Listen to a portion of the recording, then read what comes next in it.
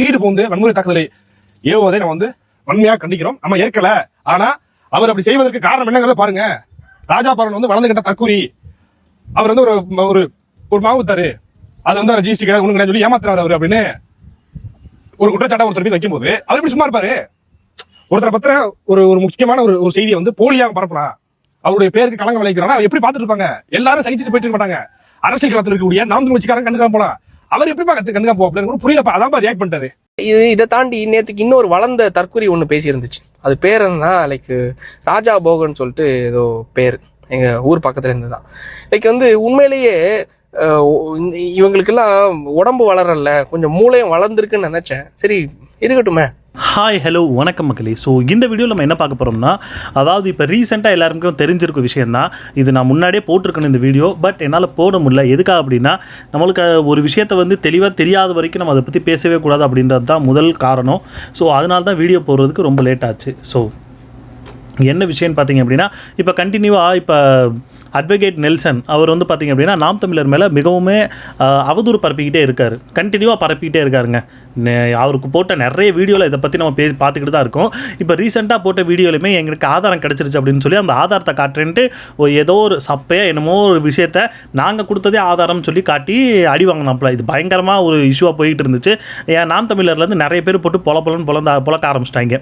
எதுக்காக அப்படின்னா, இந்த வீடியோ போட்டதுக்கான முக்கியமான காரணம் என்ன அப்படின்னா, நம்ம சாட்டை அவர்கள் தான். சாட்டை பண்ண அந்த ஒரு மிகப்பெரிய ஒரு விஷயந்தான். இவர் இந்த மாதிரி ஒரு அஃபிடவிட் எடுத்துகிட்டு காட்டுறேன் அப்படின்ற பேரில் இதுதாண்ட ஆதாரம்னு சொல்லி எடுத்துகிட்டு காட்டினது ரொம்ப ஒரு என்ன சொல்கிறது குழந்தைத்தனமாக இருந்துச்சு.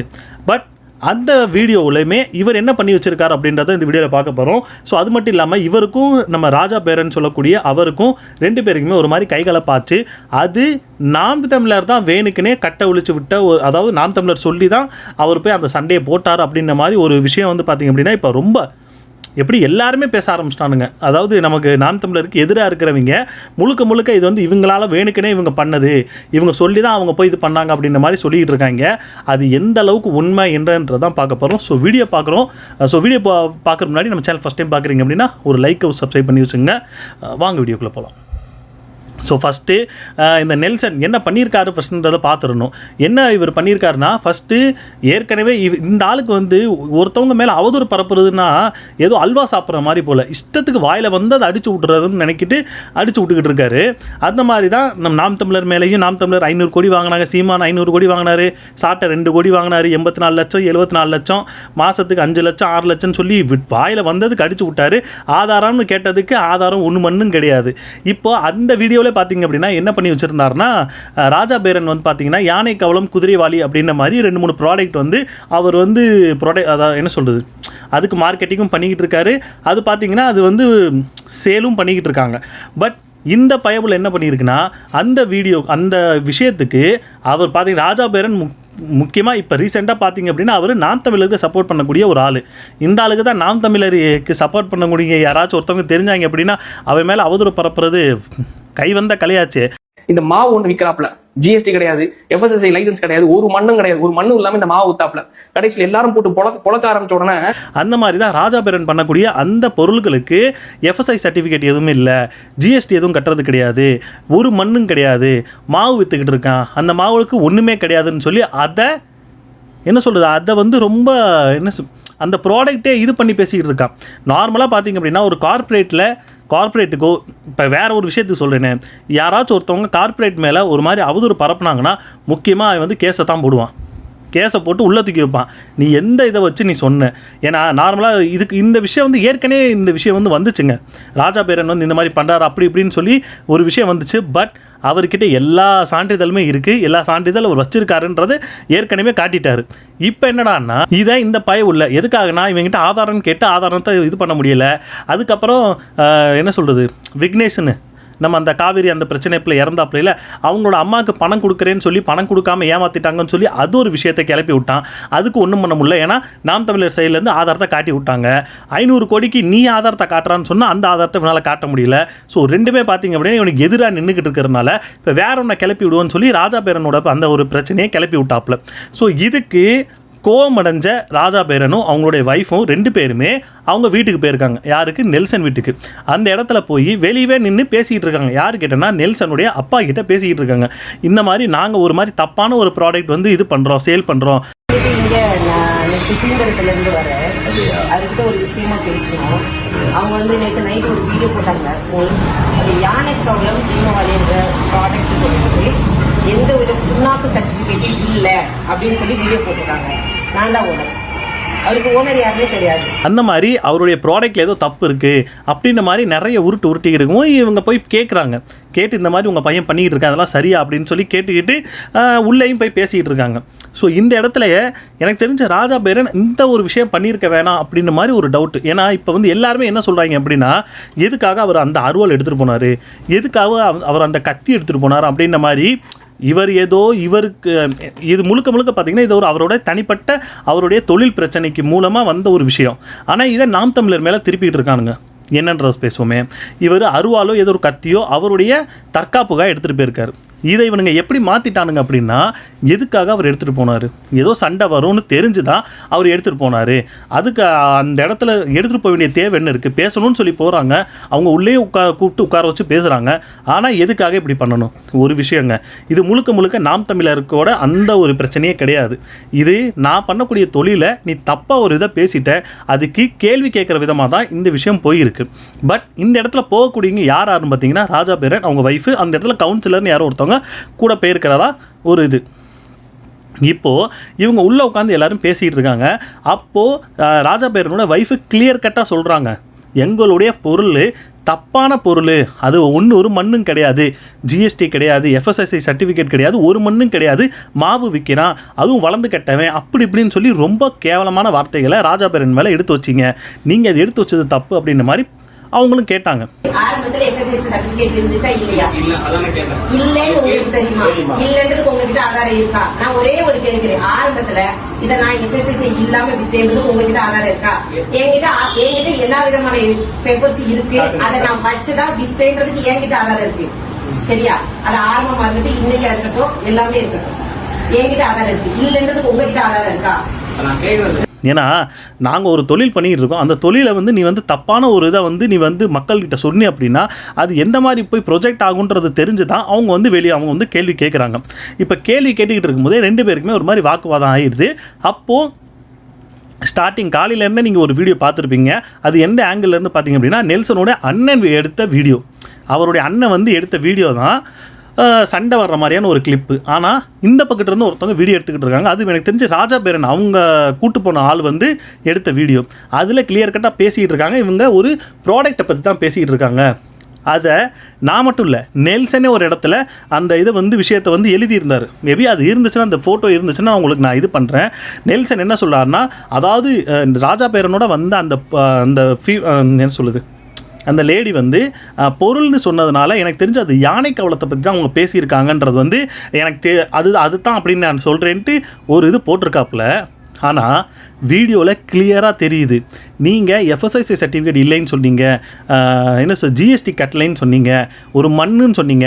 ஆனால் நான் எஃப்எஸ்எஸ்ஐ சர்டிஃபிகேட் இல்லைன்னோ இல்லை ஜிஎஸ்டி கட்டலைன்னு உங்களுக்கு தெரியுமா, உங்கள்கிட்ட ஆதாரம் இருக்கான்னு கேட்டால் இல்லை நிறைய பேர் சொல்லி நான் கேட்டேன், அதை வச்சு தான் நான் சொன்னேன் அப்படின்ற மாதிரி ஒரு ஊட்டிக்கிட்டு இருக்காப்புல. கார்த்திக் குமார் என்னோட ஃப்ரெண்ட். சரி, நீங்க அவங்களுக்கு வித்தீங்க. சரி, லைசென்ஸ் இல்லன்னு சொல்லிட்டு நான் அவனுக்கு வித்தலைங்க கேட்டியா? அவன் தான் என்கிட்ட சொல்றான். சரி, ஓகே, சொன்ன அதுக்கு தான் நம்ம என்ன சொல்கிறாங்கன்னா, என்கிட்ட எல்லா சர்டிஃபிகேட்டும் இருக்குது. அதாவது எஃப்எஸ்ஐ சர்டிஃபிகேட்டும் என்கிட்ட இருக்குது, ஜிஎஸ்டியும் கட்டிக்கிட்டு இருக்கேன், மாதம் நான் எவ்வளோ கட்டுறேன்னு எனக்கு தான் தெரியும். அந்த பொருளுக்கான எல்லா சர்டிஃபிகேட்டும் எனக்கு இருக்குது.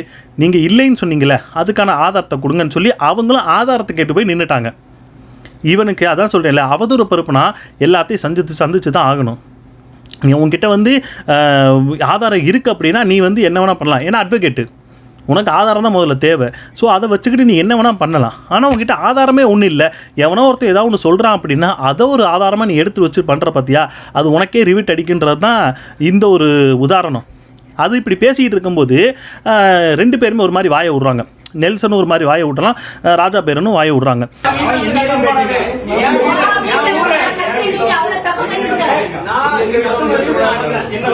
என்ன பேசுறாங்க?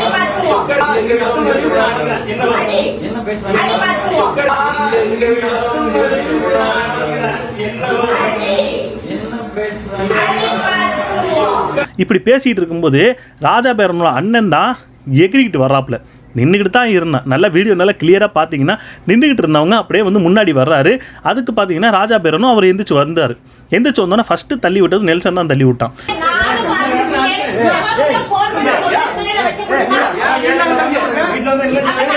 தள்ளி விட்ட நீ ஏன்னா அந்த இடத்துல இத்தனை பேர் நின்றுட்டு இருக்காங்க, எதுக்காக நெல்சனை ராஜா பேரன் ஒரு மாதிரி இன்னொரு வாட்டி தள்ளி விடணும்? ஏன்னா நெல்சன் கையை வச்சு தள்ளினதுக்கு அப்புறம் தான் நீ எதுக்கட என்னை வந்து தள்ளுறேன்னு சொல்லி இவர் வந்து தள்ளினார் ராஜா பேரன். அந்த வீடியோ பார்த்தீங்கன்னா உங்களுக்கு நல்லாவே தெரியுது. பட் இதுக்கப்புறம் ஒரு மாதிரி சண்டை அங்கே வந்து நடந்து முடியுது. இப்போ நீங்கள் எல்லோரும் கேட்டிங்க அப்படின்னா எல்லோரும் என்ன சொல்கிறாங்கன்னா, அந்த ஒரு ஃபோட்டோவை போட்டு வச்சுருக்கான், நெல்சன் போட்டு வச்சுருக்கான். அதாவது இந்த மாதிரி என்கிட்ட சண்டைக்கு வந்தவனை வந்து எப்படி உட்கார வச்சுருக்கோம் பாருங்கள், குறிப்பாக அந்த என்ன சொல்கிறது ஜட்டியோடு உட்கார வச்சுருக்கோம் பாருங்கள் அப்படின்ற மாதிரி ஒரு கிளிப்பை போட்டு வச்சுருக்கான். நான் என்ன கேட்குறேன், அவன் ஒத்தாள், நீங்கள் 10-15 பேர் சேர்ந்து அவன் கூட சண்டை போடுறீங்க. ஓடுனாரா? அங்கே தானே நின்னார்.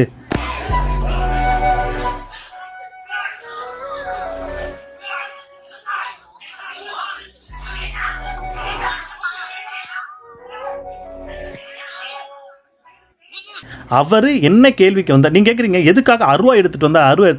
நீங்கள் ஒரு 10-15 பேர் வந்தீங்கன்னா அவர் என்னடா பண்ணுவார்? ஏதோ ஒரு சேஃப்காக எடுத்து வந்தார். சரி, அது தப்பு தான், நான் இல்லைன்னு சொல்லலை, அது மிகப்பெரிய தப்பு தான், அது வந்து கண்டிக்க வேண்டிய ஒரு விஷயந்தான். பட் இவன் வந்து வெட்டிட்டான் அப்படின்ற மாதிரி ஒரு விஷயத்த நெல்சன் சொல்லிக்கிட்டு இருக்காப்புல. எனக்கு அது ஒரு டவுட்டு தான். ஏன் அப்படின்னா இவர் கொண்டு வந்த பேக்கு வெளியே இருக்குது. நெல்சன் அவங்க அண்ணன் எல்லாருமே பார்த்திங்க அப்படின்னா ஒரு சண்டை வந்ததுக்கப்புறம் இவங்க வெளியே வந்துட்டாங்க. யார்? ராஜா பேரன் எல்லாருமே வெளியே வந்துட்டாங்க.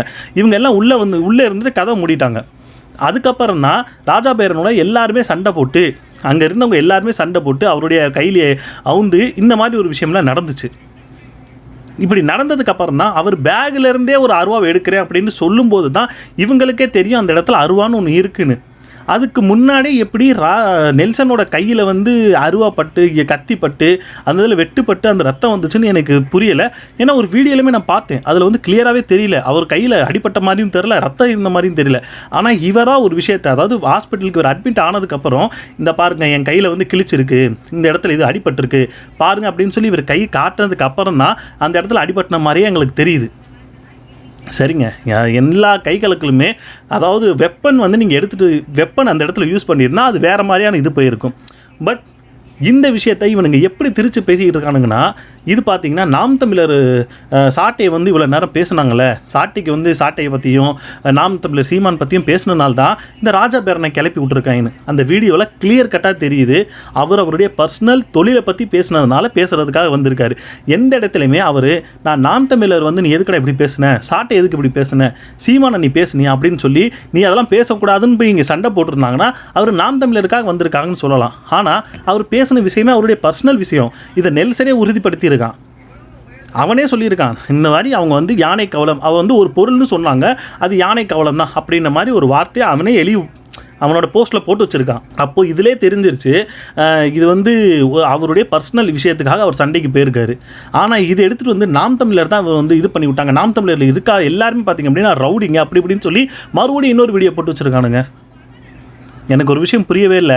இந்த மாதிரி அவனை அடிக்கணும், சண்டை போடணும், அந்த மாதிரி ஆக்கணும்னு நினச்சிருந்தாங்கன்னா இவன் ஃபஸ்ட்டு வீடியோ போட்டான் பார்த்தீங்களா, அப்போவே இந்த விஷயத்தை பண்ணியிருப்பாங்க.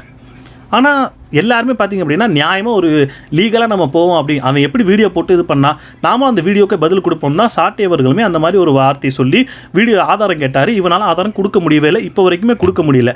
அதே மாதிரி தான் ராஜா பேரன் மேலேயும் இந்த விஷயத்தை ஒரு மாதிரி அவதூறை பரப்பி அவங்க போய் கேள்வி கேட்டிருக்காங்க. எனக்கு தெரிஞ்சு கேள்வி கேட்டது வரைக்கும் எனக்கு தப்பு எதுவும் தெரியல.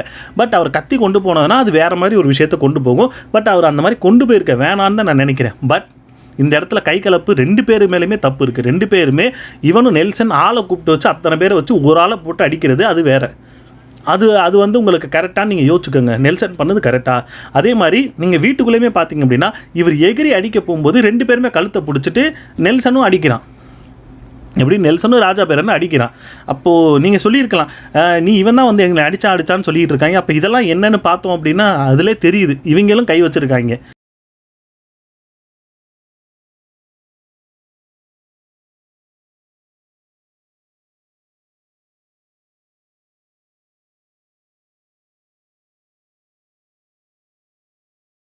அப்போ 2 பேர் மேலேயும் தப்பு இருக்குது. நீ அவதூறு பரப்பாமல் இருந்தால் அவர் பாட்டுக்கு அவர் ஒரு வேலையை பார்த்துக்கிட்டு இருப்பார். இவன் ஏதோ ஒன்று பரப்புறேன்ட்டு ஒரு பேரில் பரப்பி அவர் ஒரு இதை பண்ண வச்சு இது வேறு மாதிரி கொண்டு போயிட்டாங்கன்னு தான் எனக்கு தோணுது.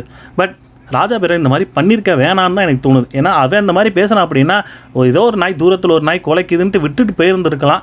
பட்டு யார் அவருக்கும் அவருடைய தொழிலை பற்றி இது பண்ணும்போது அவர் கேட்கணும்னு போய் கேட்டிருக்காரு. இந்த விஷயம் இந்த மாதிரி போயிடுச்சு. இன்னொரு விஷயம் நான் சொல்லணும்னு நினச்சேங்க. என்னென்னா இப்போது இந்த நம்ம பாரி வள்ளல் இருக்கார்ல, நம்ம பாரி வள்ளல் அவர் எப்பயுமே ஒரு விஷயம் நடந்துச்சு அப்படின்னா 1-2 நாளுக்கு அப்புறம் தான் வீடியோ போடுவாங்க. நல்லா கவனித்து பார்த்தீங்கன்னா அது நல்லாவே கிளியர் கட்டாக தெரியும். ஆனால் இன்றைக்கி வருண் அண்ட் பாரி, வருண் காலங்காத்தாலே வீடியோ போட்டாப்புல.